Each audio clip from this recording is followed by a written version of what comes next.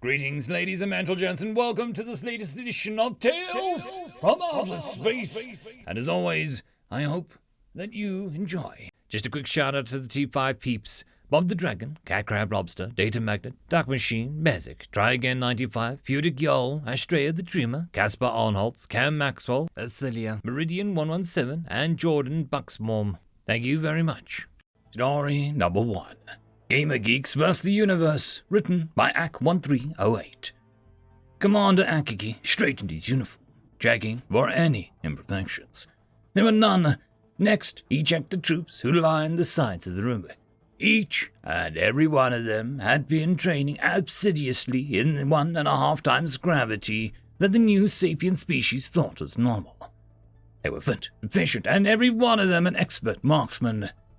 "Send in the prisoner," he ordered. He'd been careful not to abduct a member of their military, or anyone wearing a perceptible uniform for that matter. Stories of how deadly their warriors could be abounded. This was apparently a male dressed in a slovenly fashion, with bad skin, lenses in a frame perched over his nose, his hair more than a little greasy, and somewhat rotund around the midsection. A faint waft of stale body odor drifted to Akiki's nostrils. The prisoner, closely followed by 2 guards, stopped before the commander. Akiki looked at the human male. "Do you know why you are here?" Eyes made larger by the lenses blinking frantically. "Crap, you talk English. Do you want me to take you to my president? He's the leader, I mean." One hand rose and his fingers spread oddly. "Live long and prosper." Akiki simply stood there, allowing his presence to overwhelm the idiot human. After a long pause, the human mumbled the words "Katu Barada Niktu." One more time, Akiki was wondering if they'd gotten a mentally deficient specimen. "Do you know why you are here?" Blink, blink, blink. No. "You are here because I know full well that there is no single leader on Earth. Nobody rules everything. So I've chosen you as their representative." He gestured, and scrolls were brought forth. "These are the regulations by which negotiations for surrender are made. You and I will perform these negotiations, and then broadcast the terms of your planet's surrender to the world. If they then resist..." He let the words trail off. They would resist. They always resisted. It never did any good. The human blinked again. Do I get a choice? No. Well, feck. The human looked at the scrolls. What if I can't read those? He felt his patience running thin. "They have been translated into English for you." "Oh. Commence reading. You have 1 Earth day to familiarize yourself. Then negotiation begins." He turned and left the chamber, the soldiers fighting after. That had gone particularly well, he thought. There had been no combat. Nobody died. The human looked like a particularly unimpressive specimen. He found himself looking forward to the negotiations. 1 Earth day later, he arrived back in the chamber. The Earth human sat with scribbled notes all around him. A tray of mostly eaten food was off to one side. "Have you prepared yourself?" There could only be one answer, but he needed to ask the question anyway. Sure, I think so." The human blinked. "So, those rules are binding. All of them. Utterly and totally." It was a cornerstone of the Galactic League. "Oh, okay." The human seemed uncertain. "So, we're gonna do this?" "We are indeed going to do this." Akiki sat, and the negotiations began. After the first hour, he began to wonder what was going on. Each time he advanced a demand, it was derailed by a suggestion from the human. He thought that he was making progress, but he wasn't sure. After the second hour, he wasn't sure what was going on. The human kept overruling his suggestions, citing rule interpretations that just barely passed muster. 3 hours in, Akiki glared at his opponent. The human seemed unfazed, blinking occasionally behind his lenses, especially when consulting his copious notes. "Those rules are not intended to be combined in that way," he gritted. "Sorry, but you told me they're all binding, and they don't contradict, so, With a growl, Arkiki allowed the amendment. Okay, so I noticed and scrolled through Article 97. Suppressing a groan, Arkiki reached for his stylus again. How was this human doing this? Arkiki stood on the bridge of the heavy cruiser and watched his flagship, his pride and joy, coast down towards the atmosphere of Earth. The autopilot would land it as gently as a falling leaf wherever the human, who was currently the only occupant, told it to go. In his hand, he clutched the agreement that had finally been arrived at between him and the human. What now, Commander? The captain of the heavy cruiser was understandably nervous. He still didn't understand why Arkiki had given the human the battleship. We set course for home, Arkiki clenched his teeth, and we announced a new alliance with the humans of Earth, in which they are the superior partners. But how? You do not want to know. Arkiki turned and strode from the bridge. He would, for the rest of his life, regret the day he sat down opposite someone who was self-described as a gamer geek.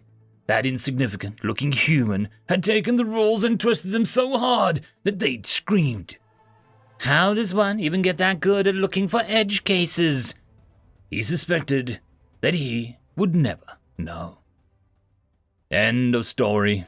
Story number 2. All You Have, written by Hypothetical Shoggoth. Most species that make it to space have shown to have some edge that helped them out. Inherent tools that gave them a jump start to climb into space. The Chian have saliva that polymerizes when combined with their sweat and the juices of various fruits. The Vertuk, while often vowel-impaired, have such flexible, almost amorphous forms that they are able to manipulate items in 3 dimensions with just one limb, and often reach difficult locations by almost flowing up and through obstacles. Many predator species have famously sharp and precise cutting limbs, or sensory apparatus that are invaluable for materials engineering. The void swimmers' magnetic pulse organs allow them to intuit zero-G manipulation and refinement, while the core's 4 limbs have the infamously sturdy alternating layers of carbon composites acting as sharper plating behind an organic steel shell. The point is, pretty much every item in a space's toolbox is redundant to at least one race out there, aside from one notorious outlier. Sure, their baseline physiology is built around growing at the edge of a gravitational limit of spaceflight, but for all that, they're still so squishy. No, shut up. I know about their bite strength, but nobody wants something that's been in one of their mouths.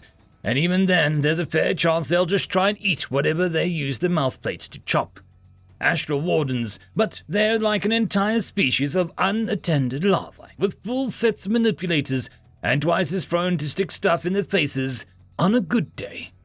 I'll grant that humans, at least the genetic baseline Terran stock, have clever manipulators. Their senses are pretty solid too. But the fact of the matter is, for pretty much any modern task on a ship, they need a dozen tools. More, after the fact, if you let them get away with, I only need a wrench and a hammer, for too long. They know it too. They have tools for everything. As we've established, making sure that they use their tools correctly is a task to try a very patience of the saintly swarm.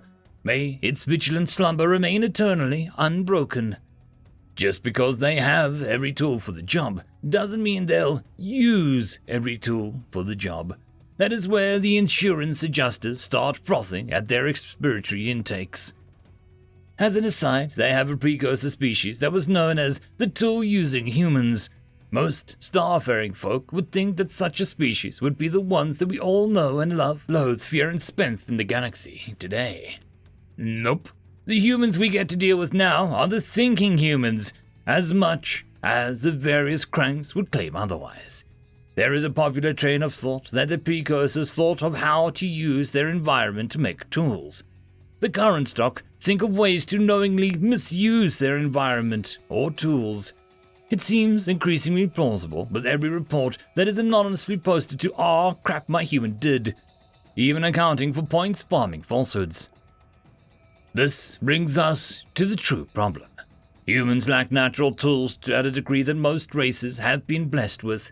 This has made them inventive. A human lacking a tool, even by dint of being too lazy to go down the hall and retrieve it from the tool mount, a brief walk and an easy excuse for a break, will often improvise. Planet side, that involves finding rocks, plants, casings, all sufficiently sturdy life forms to drive in attachment spikes when doing structural work, for example, or using all sorts of code-breaking stand-ins for fuses, just for now.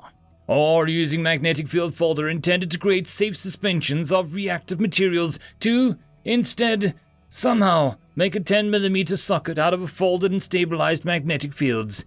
Yes, Engineer Samuels, I know you read the forum when you're idle and shipped. You're brilliant, lazy lunatic. The shipboard RFID tracker said the relevant piece has been behind your station's desk for a quarter now, by the way. A human with the correct tool is a force of nature. A human with the incorrect tool will make nature step out for a bottle of bottom-shelf intoxicant and weep. End of story. And that, my friends, concludes this video. I hope that you enjoyed. There are links down below, both to support this channel and for the author of this fiction. Anyways, I hope you all have a fantastic one, and I'll see you next time. Cheers.